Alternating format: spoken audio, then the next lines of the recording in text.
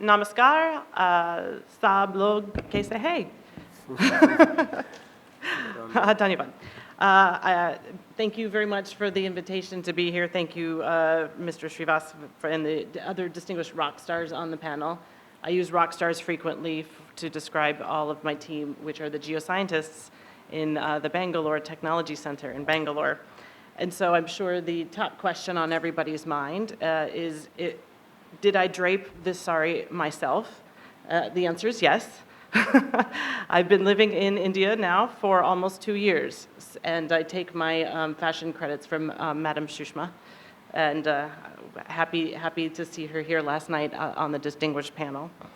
But for this talk today, I know that top of everyone's mind is when?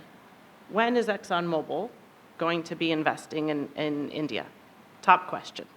The answer is we've been investing in India for many years. We have been here since the mid-'80s. If you put Mobil 1 oil in your vehicle, you are putting the product from ExxonMobil into your vehicle. We have been here investing in the chemicals and the downstream since the late '80s. But I know the top question is more, when will we be investing in exploration, which is obviously the theme of this panel and why I have been invited to speak here today. A little bit about where I am working right now. This may actually be surprising to many of you, but we have a technology center in Bangalore, and we have been operating that technology center since 2017. And now it has grown in leaps and bounds. Now we have over 2,000 employees around the country. So ExxonMobil has been investing in the people of India before we have the opportunity to be able to invest in the rocks in India. We support all lines of business, from the upstream to product solutions, which is the combination of fuels, lubes, marketing, and chemicals, and now to our low carbon solutions. I have people on my team, geoscientists on my team, that are actively working the carbon sequestration that we are and have been sequestering carbon for longer than I've been working at ExxonMobil, which is 23 years. That may come as a surprise. We have been sequestering carbon in the LaBarge field in Wyoming since the late '80s. So we are working on those projects and all of our global exploration projects around the world, but we are working them from the talented, very smart people that we have working with us in the Bangalore Technology Center. Majority of the employees in the country are engineers, as you all know, one of the main degrees that people get here when they go to their universities and colleges in India. But we have just around 50 geoscientists and growing to support all of our global operations. And this group of people are very motivated, very excited if one day they could be actually representing ExxonMobil while we are drilling on our own acreage here in the country. But before we get to that point, to be able to drill, ExxonMobil needs quite a few things to be in place before we get to that point. Investments in India. So I'm sure the question is, how do we view the current investment opportunities here? Because for us, it is an investment. For yourselves and the people that have been working in India their entire careers, it is about energy independence. It is about making sure that you have the energy, the cleanest energy you can get, the most effective and efficient to generate all of the power that we are needing in this country. And we want to partner with that. But we are a global company, and we have a finite amount of funds and resources, and so we're looking at the entire globe when we make investment decisions. But I will say for India, we have been very encouraged by the reforms that we have seen to date. We applaud the Ministry of Petroleum and Natural Gas and the DGH for the progress that they have made to improve the investments for the environment in the upstream space. The introduction of the hydrocarbon exploration and licensing policy, appropriately named HELP, I like that, in 2016, including the open area license policy, was a very positive step. Further improvements to enhance the fiscals for the frontier blocks in 2019 and actions towards greater marketing and pricing freedom and removal of the no-go zones in 2022 are all helping to open the door to companies like us and others for exploration opportunities from foreign investment. Data access has been critical. We cannot drill what we cannot see, plain and simple. At the simplest level, major E&P investments worldwide require favorable geology and competitive investor protection and fiscal terms. ExxonMobil has had very constructive discussions with the ministry and also DGH on specific provisions necessary to make Indian oil and gas investment opportunities globally competitive so that we may choose to invest our dollars here. These include improved investor protection, such as stability. Number one word in any contract that we look for is stability. Protection from expropriation and neutral arbitration, and more attractive deep water fiscals. It is high risk, but potentially high reward. So for our dollars to be spent here, we need to make sure we can recoup those high investment costs. A stabilization clause is key in any investment decision. When considering high cost and high risk frontier exploration, investors will want to ensure that the contract terms and applicable laws remain stable and consistent with the investment basis. In the current pricing environment, where we have seen various windfall taxes imposed around the globe, including India, this becomes a top-of-mind issue. Stability will be key to attract foreign investment.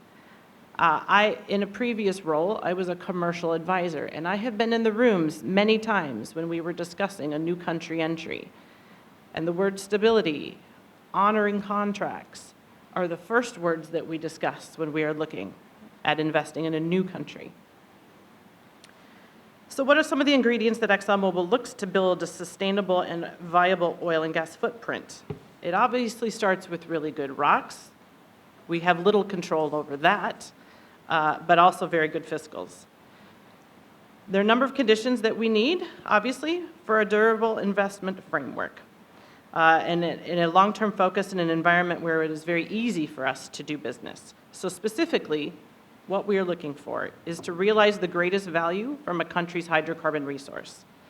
There is mutual benefit to value creation through maximum economic recovery of the resource. This means developing and operating assets in the most efficient, most safe, environmentally sound manner, as well as generating growth in the local economies, including the development of local industry, jobs, and training, which we are already investing heavily in with our talented workforce here in India. We need to provide structure in terms that are equitable, both to the government and the investor. That is the definition of a win-win. ExxonMobil recognizes that the government is the ultimate steward of the resource. It is India's resource. But the investor, ExxonMobil, can bring certain things to the table and should realize value based on these relative contributions, our capital that we employ, operational expertise, global analogs that we have drilled around the world that we can bring to bear. Project management expertise, commensurate with the risk that we bear, is key. Ensuring alignment between the government and the investor throughout the project life. No matter who is in the seat in the government, we need to make sure that the entire project life has stability and alignment. We want that solid partnership where there's equitable sharing across all phases and across all range of outcomes and market conditions. We are always committed for the long haul, and we want to feel that level of commitment from the government and our partners as well. Obviously, stability, I've said that multiple times. We want to promote a stable and durable business environment where ExxonMobil is prepared to manage the inherent risks in hydrocarbon business. Huge exploration risk, technical risk, market risk, but we need a high degree of certainty around the rule of law, contract terms, legal framework, and fiscal terms. And lastly here, the clear and practical framework to administer that law, regulations, and agreements. ExxonMobil needs a regulatory environment that is practical, efficient, and well-coordinated between the various groups and agencies. Ease of doing business is important. Improving what has been viewed as a burdensome and inefficient business environment has clearly been a focus of Prime Minister Modi, and these changes can really improve the investment landscape. And like the panelists discussed last night, reducing inefficiencies and improving project management will attract more foreign investment and accelerate our direction towards exploration success. So, speaking of exploration, I've spent most of my career in exploration. We like areas that have proven hydrocarbons, which of course India has, but much of India, deep water, is underexplored. ExxonMobil is clearly the global expert in deep water. We want to partner and share and bring that technology to India. We have enjoyed our relationship with ONGC that we signed 2 years back to help explore offshore together and leverage each other's strengths. You are clearly the experts of your own backyard, which is India. We are global experts in deep water. As I said earlier, data access is critical. We cannot drill what we cannot see, so we must have as much access to data as possible, high quality data to help us uncover the next Guyana, if we can find that here, offshore India. Definitely more attractive fiscals. It is expensive. The global statistic rate for exploration, maybe 1 in 10 if you're lucky, which means you have to stomach the 9 dry holes before you actually can declare success and find victory. And then obviously leveraging our extensive global experience to find the best rocks, the best fluids in those rocks, hopefully drill the best prospects.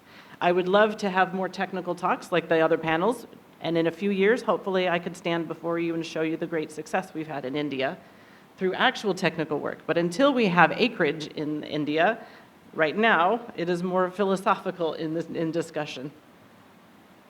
But since I brought up Guyana, it's an opportunity for me to highlight our most recent and very exciting success story. I was part of the petrophysical team when we discovered Guyana back in 2015. And since we drilled Liza, the very first well, we've had over 20 discoveries that we deem significant. Over 10 billion barrels of oil equivalent discovered with our partners Hess and CNOOC. And the biggest success, I have to say, is that we brought from discovery to oil production, first oil, in less than 5 years, which is an industry record.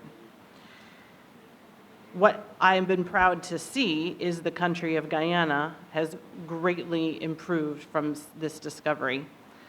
The economic transformation and improved standard of living has been a real privilege and honor to see in the country, and we're only just getting started. We would love to bring that deep water expertise to the offshore blocks of India and help you fast track to exploration, because I know the need is so great in this country to fast track oil production, oil and gas. So with that, I will just leave you with my final slide to say that we are committed to a partnership. If we are finding the stability and fiscal terms that lead us to decide to invest in India. And of course, we need to find an amazing exploration opportunity and an awesome target for us to then want to drill. Because my team in Bangalore would be thrilled to then step up to the challenge and are ready to help us bring that on production upon discovery. So we are built of the upstream, the product solutions, and like I mentioned in my opening, the low carbon solutions, of which we know how to sequester carbon because we've been doing it for over 20 years.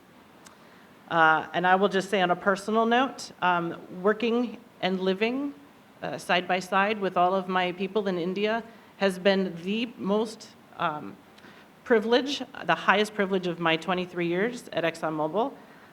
Main Bharatiya hoon. I am very much Indian and would love to be a part of the team to bring that forward as well. So, bahut dhanyavad.